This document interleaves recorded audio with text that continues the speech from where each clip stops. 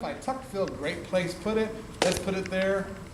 Let's speed up the development of Tuckerville. And let's take that $2.2 million that you have for these two projects and put it into the development of Tuckerville and the infrastructure of all that and whatever else you're going to put out there. Okay? Regardless of if it's going to be used by the city of Rowlett or not, it's a great place for it. Use the money wisely. It hasn't been done so far. We couldn't even put lights in Tuckerville with the budget that we had. No lights. In the middle of nowhere, we were going to have people walking around at night with no lights. We have no lights out there now. Yes, sir. I have some questions. I'm going to present them just as a statement. I don't expect an answer. I would just like them to be known, if I may. For the dog park, who's going to check and see if all the dogs have rabies shots, or shots are current or not? Who's going to be responsible if your dog is a big, mean dog? I have a little timid dog, and your dog just picks mine up and shakes it to death. Who's responsible for that? And as far as I know, Garland High School is closer to Central Park than North Garland is to Holford. It's closer, it's just a block away. And then one final question that I realize won't get answered is why tear down the Armour if they don't know where they're going to put the dog park and the skateboard park? We can't talk about that because that's a done deal. Yeah. It's already in the past. We got to move forward. I think if this is just another. I'd like to at least answer one of those points that made. Seems very negative. That's an aerial view of Alford Park. You can see that there's an elementary school that's right across the street from it. Etheridge is down one block down, but North Garland is the block south all the way. So what difference does that make being close to a school? Well, we've identified that as a point that we don't want to do in Why? terms of our site selection criteria. Of your what? Site selection criteria. That I understood. When you were saying that, I didn't understand why you didn't want it near a park. I think Why is a that part of your park would site be selection wonderful. criteria? Is the question. Yeah. Why is it? Yeah. Yeah. Pay attention. I think he's sleeping when he's not. A lot of that may have come from our last study, so we'll go and find out exactly why, but typically it's kind of frowned upon to put it right next to a school. Do you think the kids cut the Some might, in the elementary school? some might. We'll take it back. We just wrap up in about Would we 5 be able to get that information this week? Could I come by? Thank Who you. is it that decides which park and which location within the park? Ultimately, we need to bring all of the information, all the study back. It'll go back through our Parks Board for a recommendation to City Council. So all of that will come back in a big package. But they already did something with the Parks Board with that lady right there. I was just curious. I know the last time there was 3 public meetings kind of in different parts of town so that everybody that lived in other areas had a say, kind of a say-so. Are you going to do that with this as well, to have meetings like in South Garland or North Garland or whatever? Yeah, I mean, this park is not just for this part of town, so I'm wondering if you're going to do the same thing you did the last time with actually having 3 public meetings. Yes, we do plan on having another public meeting similar to this one to discuss the same material to capture a citywide audience, because yes, you're right, this is a municipal park and it does lend itself to input from everybody in the city. Yes, sir. You made a comment earlier that kind of got me interested. This is probably my last question. You made a comment about whether to put a fence around the skate park or not to. You cited some study that was out there, but you broke it off there. Is there a chance that this skate park may not be fenced? Yes, Right? I mean, are there going to be operating hours for this, or when the lights are going to go out, or, I mean, is this, it would seem to me that if you turn the lights off and there was no fence, you still have somebody, or somebody's in there taking advantage of skating in the dark.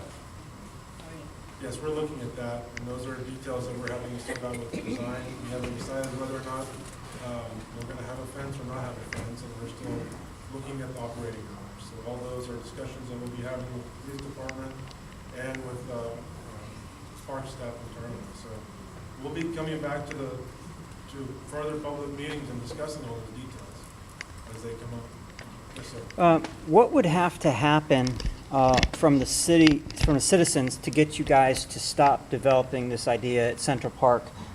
Because, you know, you're going from a 6-acre suggested park down to something that's smaller than White Rock. And because this is going to be our only skate park, or dog park rather, for a long time to come, whereas maybe Dallas has multiple dog parks, we want, as a big city, we think we deserve a bigger dog park, not a rinky-dink dog park. So what do we need to do to get you guys to stop this plan? Thank you. If you're that passionate about that, then you should reach out to your council member. No, thank you. Trying to give you an answer.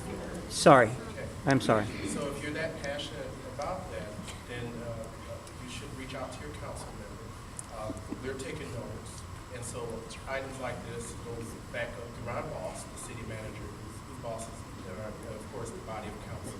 So through both directions, if that ends up being something that needs to shift, it will come from council. But if you're that passionate, that's what I would advise you. Thank you. Yes, sir. I grew up in South Carolina, and I'm worried that these dog parks look like they're to leave. So, essentially, if so, how will it affect Well, right now, we're looking at using ball field number 1 for the dog park. And so in terms of its effect, potentially there will be the displacement of ball field number 1 to account for the dog park. But we've been talking to South Carolina Little League about finding a way for us to accommodate them in other ways that will hopefully replace some other needs that they have. We've been talking about constructing batting cages. They've expressed a desire and a need to have that. And so we're still working with them and Mr. Kerner and his staff on how to do that. So, thank you. Maybe some of the lights from the dog park can just shine over the fields. That's unnecessary. Yes, sir. Can I ask the chief a question? Sure. This traffic study on there, and I saw when the officer put it on the telephone pole right behind my house. And I don't know how those things work, but it looked like it was shooting towards Lindsay or 9th Street. Tim, which way did you set that up? Which way was it shooting?